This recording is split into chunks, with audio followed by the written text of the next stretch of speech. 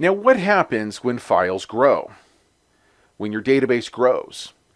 Well, one thing that can happen is that the table scans increase and your index seeks decrease. And some of you may be looking at me and this presentation going, I don't know what that means. Talk to me in English, David, not SQL Greek. I'll get to that. The other thing that can happen is page splits. Pages get out of order. That's external fragmentation. There can also be empty space inside pages, known as internal fragmentation.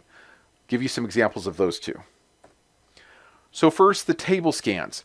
So a table scan, that's like this little girl or boy having to read every single page in the book in order to find what they're looking for. Versus an index seek, like out of the back of my book, How to Be an MVP in Life, where you can look something up. Oh, David talked about the Atlanta Braves quite a lot. What pages was that? Page 11, 37, 51, 82, 91.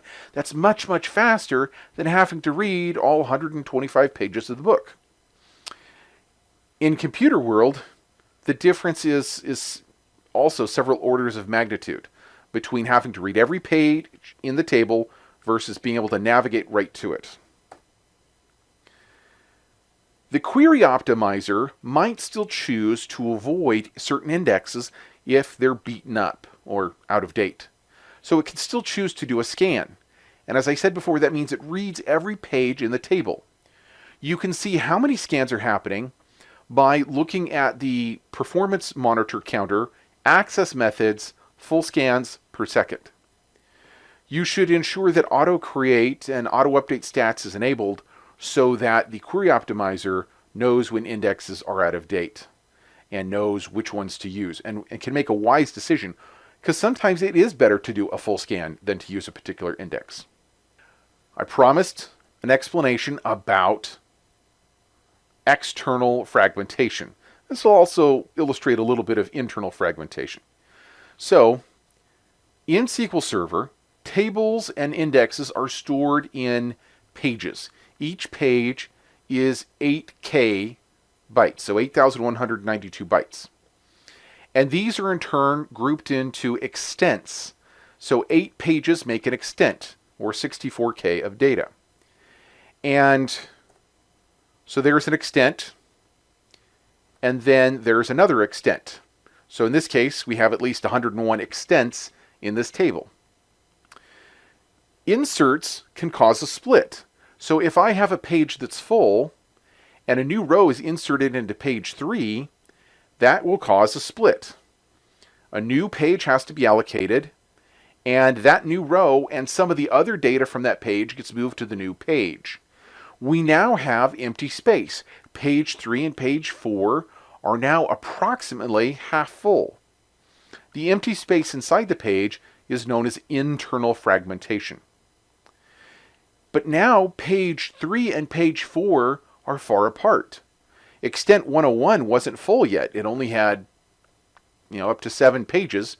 There was room there for another page. So now instead of being perfectly in order, page 4 is way out of order. So this is known as external fragmentation. To track how often this happens, you can see the performance counter, SQL Server access methods, page splits per second. The first time you look at it, it might be alarming. Fragmentation. What's the consequence of fragmentation? Searching and inserting take longer because the index becomes deeper, and pages are out of order because of the page splits. So the index is fragmented. Pages are partly empty, and because of the updates, the deletes, the page splits. And then here's a query that you can use to look at and see how bad the fragmentation is in your database. This one is looking at a table that is notorious for getting full and notorious for having bad odd items, bad fragmentation. It's notorious for having bad fragmentation. It's the step object details table in the FIM synchronization service database. Every time the FIM synchronization service database imports, synchronizes, or exports any object, each object gets a row in that table. So if you don't clear out your history, that will become the biggest table in your database.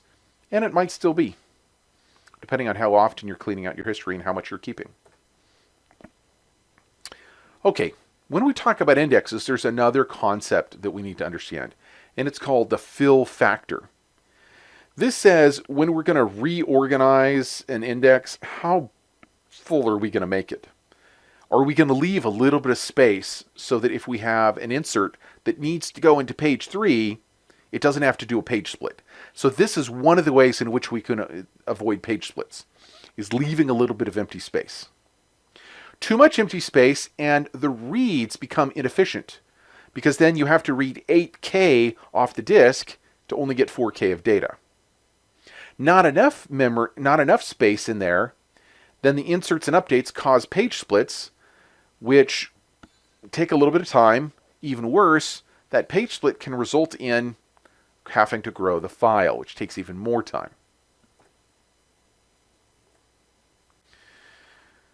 Both your data and log files will probably need to grow. You can pre-size things, and I recommend you do. But you should still set up auto growth so that it will grow. You'd rather have growth take place than to have the FIM synchronization service throw up its hands and say, I can't do anything because there's no room in the log or the data files are full. But again, the auto growth is expensive and hurts performance, which is why you want to pre-grow your data and log files when possible. So you make a guess at the beginning how big it's going to be, you set it up that way, and then you monitor, and periodically you look at it and go, oh, yeah, we should probably grow that a little when we're getting 50, 60, 70% full. We'll talk more about log file growth a little bit later when we talk about recovery models. Since that was clearly one of the more superior technical how-to videos you've ever seen in your life, I highly recommend you check out our latest video, our playlist, and subscribe.